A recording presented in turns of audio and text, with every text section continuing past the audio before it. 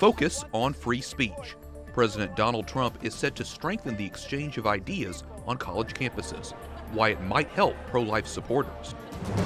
2020 vision. Democratic presidential candidates are staying busy. We'll tell you what they're saying. Appeal for sainthood. Why Catholic author G.K. Chesterton remains relevant more than 80 years after his death. And it's a masterpiece. How the Vatican is honoring a milestone for Leonardo da Vinci. On EWTN News Nightly for Thursday, March 21st, 2019.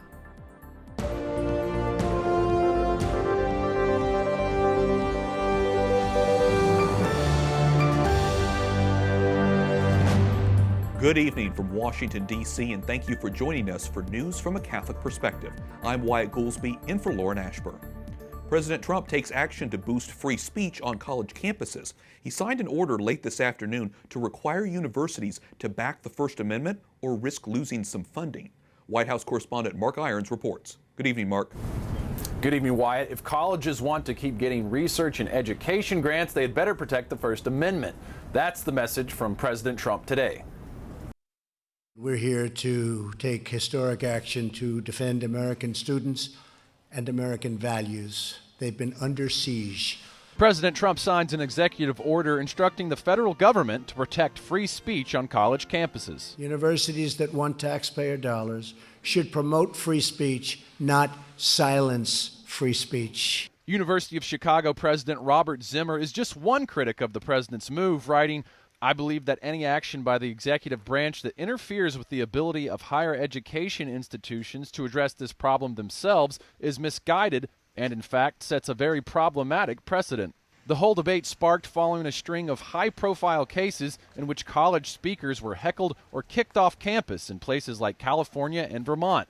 Many times, the protest targeting conservative speakers. We believe in free speech, including online and including on campus. The president previewed today's executive order earlier this month at an annual conference in Washington, where he introduced Hayden Williams, a conservative college activist punched in the face at UC Berkeley. But there's so many conservative students across the country who are facing discrimination, harassment, and worse if they dare to speak up on campus. Including those who fight for life in the womb. No one needs this executive order more than the pro-life generation. At the White House for today's signing, Kristen Hawkins, the president of Students for Life. She says the organization has experienced suppression and even vandalism of its pro-life messaging on college campuses across the country, where Hawkins says the fight for unborn babies is vital. This is where abortions are happening. This is exactly where Planned Parenthood and the abortion industry targets. We have to talk about abortion on college campuses because this is really ground zero of the debate. The executive order would apply to both public and private colleges and universities. Public ones must comply with the First Amendment. Private ones must honor their own free speech policies. Wyatt?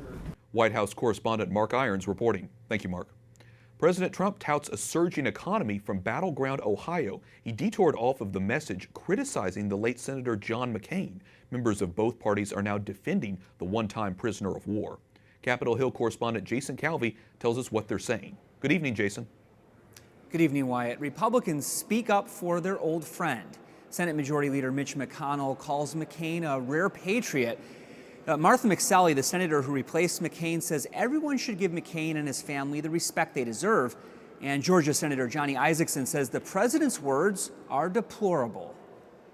So I have to be honest, I've never liked them much. Still on the president's mind, 7 months after Senator John McCain's death from brain cancer.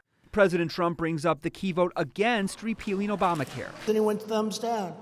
Badly hurting the Republican Party, badly hurting our nation, and hurting many sick people who desperately wanted good, affordable health care. These newest attacks come after court documents were unsealed last week. They show McCain in 2016 handed the FBI a dossier of allegations against Trump. John McCain received a fake and phony dossier. Do you hear about the dossier? It was paid for by crooked Hillary Clinton, right? 2020 Democrats fire back. He maligns John McCain. That is a man of fear. That is not a man who is brave. We should be brave again. That's what makes this country great. And say it's time to put the focus back on McCain's character. I think that kind of dignity and civility and mutual respect in our politics is missing, obviously, right now. And the bar was really set by Senator McCain. Still simmering after this old feud, the president visits a tank factory in Ohio promoting his economic record. Jobs are coming back and pouring back, frankly, like never before. Companies are coming back into our country. They want the action. There's that famous quote from James Carville, "It's the economy." And there's a headline today from Politico, how Trump is on track for a 2020 landslide. Politico spoke to several economic forecasters who said the surging economy should likely lead to a Trump 2020 win. Wyatt? Jason, you've been covering what the 2020 Democratic candidates have been saying about various issues, especially abortion and the Supreme Court. Did the president say anything about that in Ohio last night? He didn't. He stuck mainly to the economy, like how they're bringing back manufacturing jobs. He also briefly talked about defeating ISIS. Well, no doubt those will be important issues looking ahead. Capitol Hill correspondent Jason Calvi reporting. Thanks, Jason. President Donald Trump says his administration has helped to wipe out ISIS. This was on election night. In 2016, everything read as ISIS. When I took it over, it was a mess. Now, on the bottom, that's the exact same. There is no red. The president's comments follow a military victory over ISIS. Fighters with the U.S.-backed Syrian Democratic Forces could be seen yesterday transporting women and children by trucks. They're evacuating the last village ISIS controlled in Syria, which the SDF says they nearly have control over. They say there are more fights to come. While ISIS doesn't officially control territory, ISIS fighters have scattered across Syria and Iraq. Joining me now is Andrew Gabel, research analyst at the Foundation for Defense of Democracies. Andrew, welcome into the broadcast. So the president has announced the defeat of ISIS before, but we still have this problem with sleeper cells throughout Iraq and Syria. How significant is this victory, and do you think this kind of defeat is more long-lasting? Well, we should start off by saying that it is a tremendous victory from one perspective, in the sense that the Islamic State was once controlled the territory, 34,000 square miles. It's been all but vanquished. The fight has intensified and been prosecuted successfully since President Trump took office. But the job is not entirely finished. As Special Envoy to Syria reemphasized last week, Jim Jeffries, there are 15 to 20,000 armed adherents of ISIS spread throughout Syria and Iraq. And so the idea that the United States can simply pull up the stakes, come back home, and hope for the best, I think, is a recipe for danger and instability. Well, let's talk a little bit more about that. What do you think this means for the U.S. troops in the region? Certainly we have troops in Iraq, about 2,000 in Syria, I guess. Well, the administration has sent something of a mixed message over the past year. For most of the Trump administration, the administration was very adamant in the fact that it was going to stay there until basically there were the removal of ISIS, not just as a territorial entity, but as an organization, the removal of Iranian ground proxies, and significant political reform from Assad in accordance with the UN Security Council Resolution 2254. Since the surprise announcement this past December, where it looked like the United States was going to bring all troops back home, that precedent was a wrench was thrown into that strategy, but recently Trump has reemphasized that there are going to be 400 troops residually stationed in East Syria, again, until Iranian ground proxies have been removed.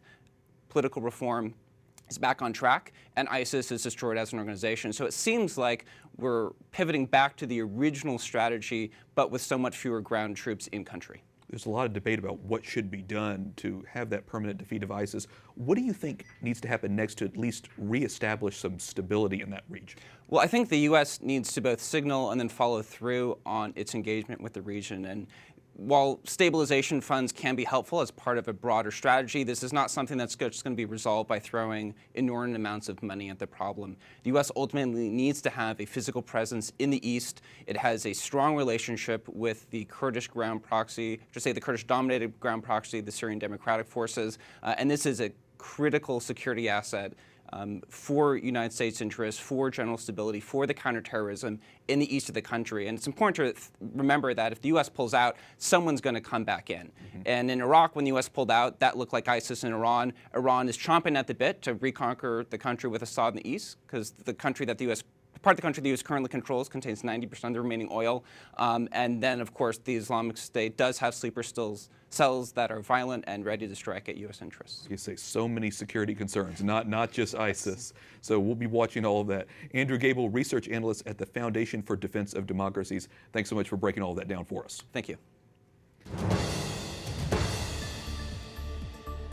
Secretary of State Mike Pompeo visits two of the holiest sites in the world today. It's part of his planned visit to Jerusalem, which the United States recognizes as the capital of Israel. But the Secretary's show of support for the Jewish state is likely to infuriate the Palestinians. You should know that you have no better friend than the United States. Your point about the priority of our relationships is very real. We don't just talk about it, we execute it every day. Mike Pompeo vowing U.S. support to Israel while meeting with the country's head of state, President Reuven Rivlin.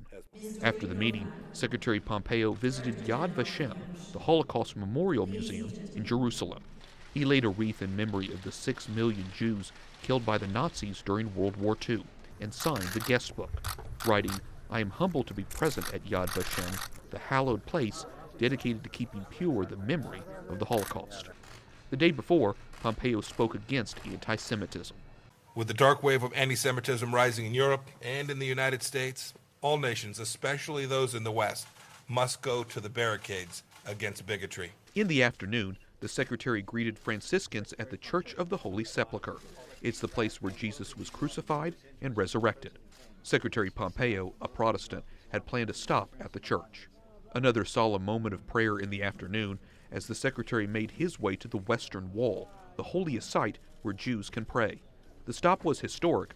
Pompeo is the highest-level American official to tour the area side by side with Israel's leaders. While previous secretaries of state have traditionally met with the Palestinians while visiting the region, Pompeo has no such talks planned. The Palestinians severed ties last year after the U.S. moved its embassy from Tel Aviv to Jerusalem. Pompeo, who's on a Mideast tour, arrived in Israel on Wednesday. He'll travel to his last stop, Lebanon, tomorrow.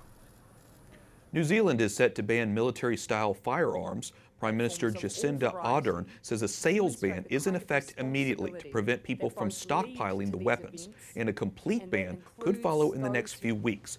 The move comes around a week after a gunman killed 50 people in attacks on 2 mosques in Christchurch. European Union leaders say they are open to granting a delay in Britain's exit from the bloc. It may, however, be earlier than the June 30th date the UK requested. A delay in Brexit would require Prime Minister Theresa May to cement a deal with lawmakers. For now, an agreement between Parliament and the Prime Minister seems unlikely. Pope Francis urges doctors in Italy to commit themselves to providing equal access to health care for everyone. In a meeting with the country's Federation of Pediatricians, the Holy Father says the doctors practice the value of the gospel through their desire to serve others. Coming up, how pro-life supporters in Illinois are trying to stop pro-abortion legislation.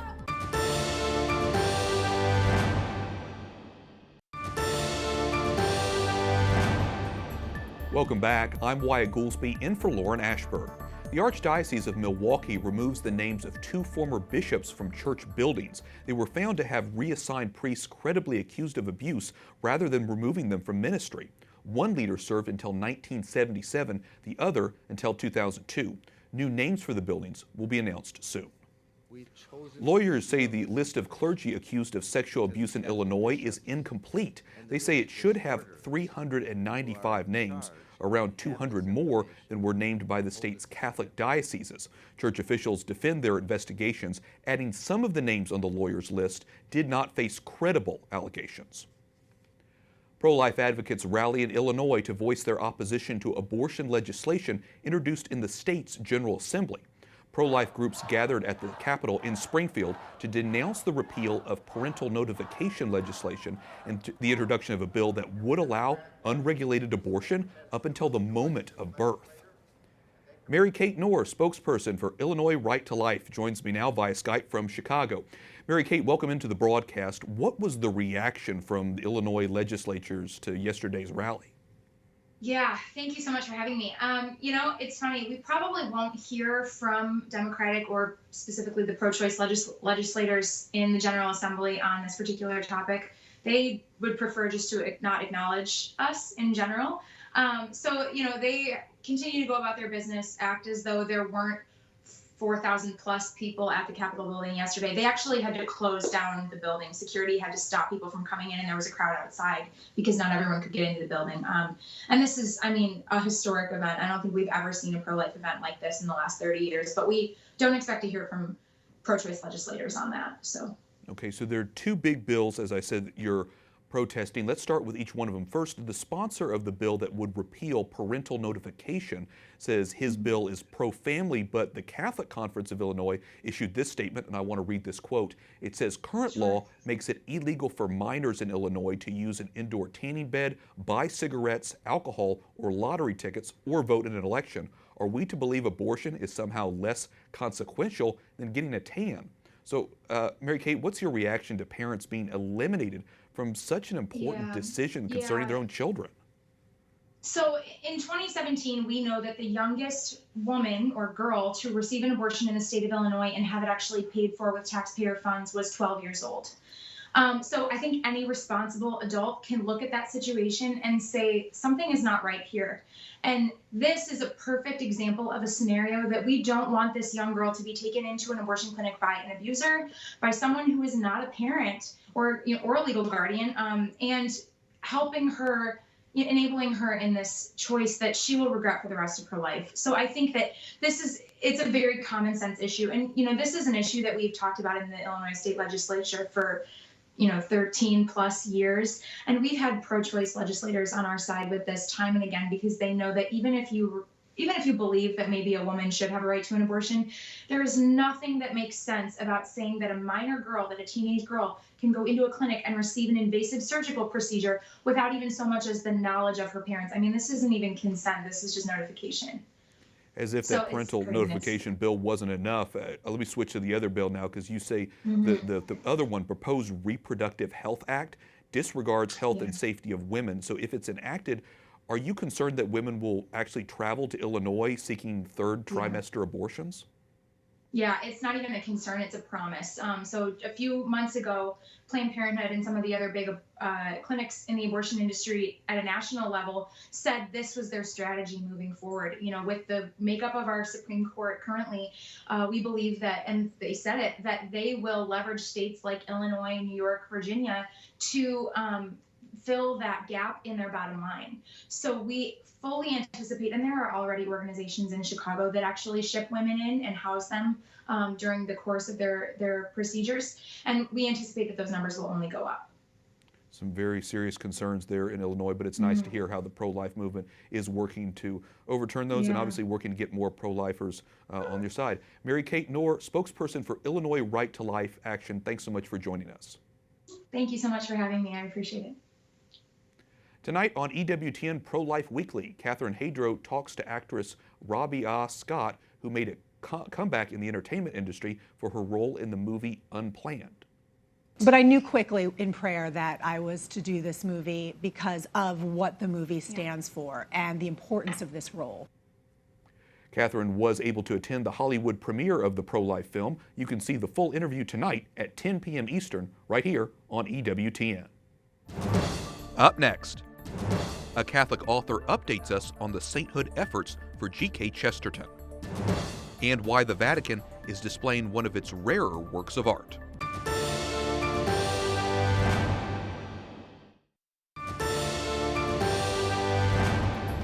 Welcome back. I'm Wyatt Goolsby, in for Lauren Ashburn.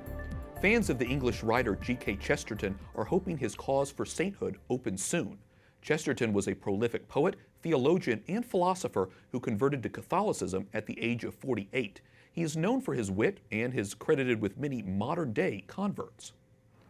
Dale Ahlquist joins us now from Rome. He's the author of 5 books on Chesterton. He's the host of the EWTN series, The Apostle of Common Sense, and he's the president of the American Chesterton Society. Dale, you're there in Rome to help advance G.K. Chesterton's cause for sainthood. Why should he be declared a saint, and what's the status of his case? Well, there's several reasons why G.K. Chesterton should be considered a saint. One of the reasons is he keeps bringing people into the Catholic Church. There's a whole army of converts that have entered the Catholic Church because of G.K. Chesterton's influence, but the reason why someone should be canonized is because they were holy and virtuous, and they showed us what it means to be a living Catholic and a living Christian. So bring us up to speed on the status of his case. Where is it? Where does it go from here? Yeah, there has been an investigation commissioned by the Bishop of Northampton, England, and that investigation is complete. It's been turned into him, and it has recommended that the cause be opened. We are waiting for the bishop to either make the decision to open the cause in his diocese or possibly pass the case to another bishop to open the cause. But the next step would be for the cause to be opened, and we anticipate that will happen pretty soon. You mentioned how Chesterton is known for bringing people to the faith. Who are some of his more famous converts? Well, I'm probably the most infamous one as far as that goes, but there are a whole list of people who became Catholic because of reading Chesterton. In fact, I just wrote a book about it called My Name is Lazarus, and it's a story of 34 converts who became Catholic because of reading Chesterton. One of them is now a bishop, and that's Bishop James Conley of Lincoln, Nebraska. But also on the list are people like Peter Kraft and Dawn Eden, and back in Chesterton's own time, Monsignor Ronald Knox. Sure. Well, Chesterton was born in the 19th century. He lived into the 20th century. But how do you think Chesterton is relevant today, here in the 21st century? Well, like any timeless writer, any prophetic writer, Chesterton's always relevant because he's writing about eternal truths that don't change. The truth doesn't change, everything changes around it. And so he's always relevant. He did predict the downfall of the family, of political deterioration, of a great disparity between the rich and the poor. He also saw our increasing reliance on technology and on distractive activities in our lives. G.K. Chesterton very much saw the downfall of public education, and so he's very prophetic. That's one of the reasons why people enjoy reading him right now, because what he said 100 years ago seems as relevant now, maybe even more relevant now than when he wrote it 100 years ago. Absolutely fascinating, and like you say, so many important messages. Well, I'm sure our EWTN viewers will be praying for his cause for sainthood. Dale Ahlquist, president of the American Chesterton Society, thanks so much for coming to us and talking with us about it. God bless you. Thanks for having me. Finally tonight, the Vatican museums are celebrating the 500th anniversary of the death of Leonardo da Vinci. The only painting by the famous Renaissance artist in the Vatican will be on display starting tomorrow. St. Jerome in the Wilderness is an unfinished work. Jerome, a doctor of the church, died in the year 420 and is famous for translating the Bible into Latin. Visitors have until June 22nd to see the free exhibit. Always interesting to hear about the more rare pieces of art in the Vatican. And that concludes our newscast for tonight. For the entire EWTN News Nightly team, I'm Wyatt Goolsby. We'll be back tomorrow with more news from a Catholic perspective. We leave you with a view of the Capitol yesterday for the first day of spring. Good night, and God bless.